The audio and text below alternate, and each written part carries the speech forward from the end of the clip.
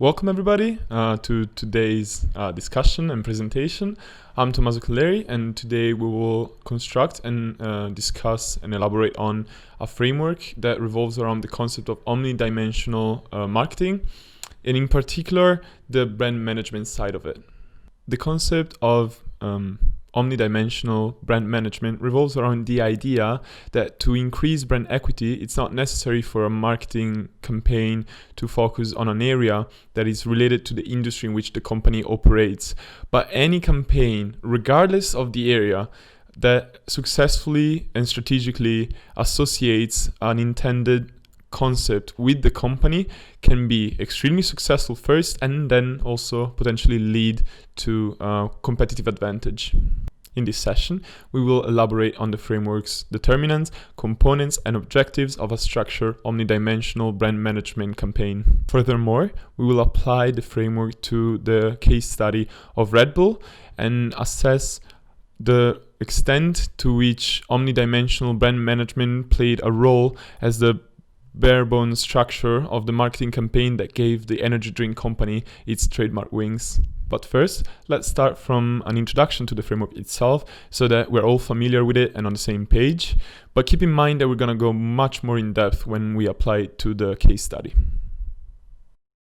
So here on the screen, you can find the star of today's presentation. This is the framework that I've come up with. And as you can see, it all revolves around the main concept, the guiding concept of multidimensional brand management in green, right in the middle. And as you can tell by the color coding, there are different aspects, different groups of concepts in this framework that are all connected to each other. And I've mentioned most of them in the introduction, although not all of them.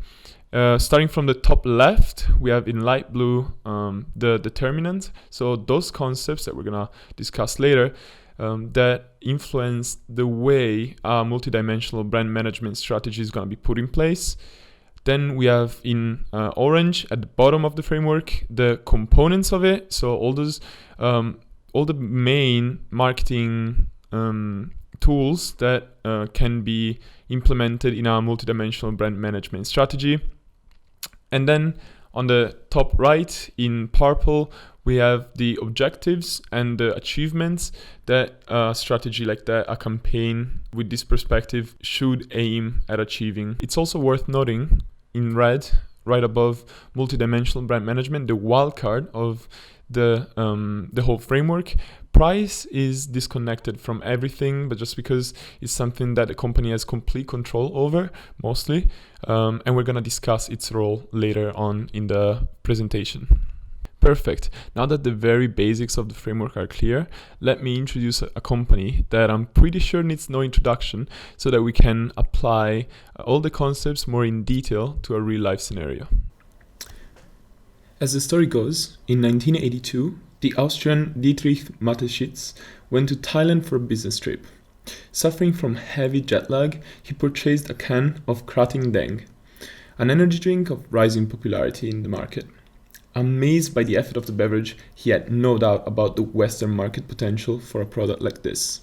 But how did Red Bull make use of an omnidimensional brand management strategy to transform what was simply an idea with great potential in a company that in 2019 sold 7.5 billion cans worldwide? That's one for every person on earth. All of this while keeping a margin among the highest in the industry. Well, let's apply its case to the framework to find out. Well, here we are again on our framework, and I would suggest to start from the determinants once again, because I think it makes more intuitive sense. Brand identity, which is naturally going to heavily influence the focus of marketing campaigns, is the result of consumers' opinions and a company's efforts in shaping them. In the case of Red Bull, initial legends surrounding it, such as taurine, one of its ingredients being extracted from bull semen, and the ban in Germany, surely could have been detrimental to the company's growth. But thanks to an ingenious strategy from the Austrian company, both of them actually turned out to be propellers for sales. Red Bull accepted that the initial purpose of the beverage was fine, but suboptimal. By realizing that its unique proposition didn't have to be specifically medicine for jet lag, but more in general to give energy at any moment and in any environment, Red Bull had the genius idea of targeting 15 to 30-year-old males in clubs through distribution of free samples and hiring students as salespeople to push the product. The strategy was successful enough for sales to skyrocket, but how to keep up such an absurd growth in a market that's commodity and doesn't traditionally allow for much? Well, moving on to the components of Red Bull's multidimensional marketing, the company proved to be an absolute innovator and master crafter of integrated marketing campaigns. They realized that they didn't need to advertise their cans directly, but rather to associate with the brand image that familiar feeling of energy and adrenaline, which they realized was Red Bull's main value proposition, that only extreme sports can convey. Red Bull took this peculiar value of their beverages and engaged in marketing campaigns of exponentially growing size and ambition, at the center of which lies the concept of native advertising. Native advertising is an increasingly popular type of marketing for which the ads are not perceived as such, so much so that at times it's the consumers themselves who look out for them. Red Bull's integrated marketing campaign consisted, along with the aforementioned student salespeople initiative and more traditional formal advertising, of massive sponsorships deals with a variety of events, professional or not, like the Flugtag, a fan favorite in which enthusiasts fly off of a ramp with homemade aircrafts, or athletes, which would then perform normally, at least by Red Bull standards of normality, but wearing branded clothing that nowadays has almost become a status symbol. Red Bull recognized the virality potential of such sponsorship deals and made sure that whenever people saw something adrenalinic online, it had their logo on it, almost as if you could taste the effect of the beverage yourself, which provided the company with an insane amount of word-of-mouth advertising. Furthermore, Red Bull engaged in acquisitions that had, rather than a financial intent, a marketing intent behind them. For example, the company famously owns not one, but 2 teams in Formula One, which is arguably the most expensive sport in the world, and more than that, 6 football teams. And the list could go on, trust me. All of this for the sake of carving into consumers' minds the association between energy and Red Bull, which works so well that I personally now feel redundant and obvious saying it. But what are the advantages, what are the objectives of actually managing to shape consumers' idea of a simple beverage so profoundly? Well, the biggest one is certainly the generation of positive relation and feedback from customers. Consumers that are seeking that extra little bit of energy will be happy to opt for the brand that they saw the most active people on the planet endorse so frequently. Something that's backed up by Red Bull's incredible 25% market share. This, especially in the era of influencers, leads to an increased loyalty, as Red Bull is perceived as a more trustworthy, higher quality, and an overall more effective product. The benefits of such a rooted brand equity management and the higher barriers of competitors due to consumers' loyalty absolutely can be a source for sustainable competitive advantage for the Austrian company, which has experienced a steady increase in growth basically ever since it was founded.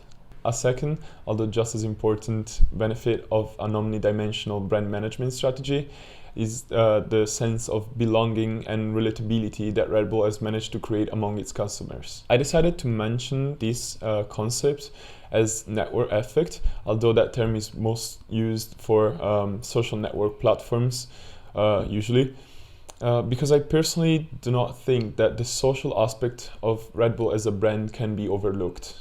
Following an omnidimensional brand management strategy, Red Bull has overcome its aluminum can boundaries and, in my opinion, became an idea that people can enjoy and can aspire to. This is obviously very positive for the brand, the fact that consumers share a common strong opinion about its meaning, but it also means that the brand identity is heavily influenced by the mass trends. Therefore, Red Bull should stay on top of things and be aware of changes in public opinion and be proactive about molding them into the company's best interests. The last piece of the puzzle of this framework is, of course, the wildcard price. Red Bull is clearly more expensive than any of its competitors, even outside of the energy drink market. Of course, all marketing efforts by Red Bull are aimed at creating more value for customers than their competitors, but there might be more to it. A higher price can stimulate curiosity in customers who may want to check out the product to see what characteristics does it offer that cheaper competitors do not. In the case of Red Bull, everything comes together with the price, as brand equity and in general brand awareness are easily enough for a new customer to check out the product that they so much heard about. Now that the puzzle is complete, I would like to thank you for your attention. Personally, I do think that omnidimensional brand management is the future of brand management strategies in general, and I see that plenty of companies that are already very successful are adopting it. I'm thinking about GoPro, I'm thinking about Apple. So I enjoy constructing this framework, and I hope you enjoyed listening to my presentation of it.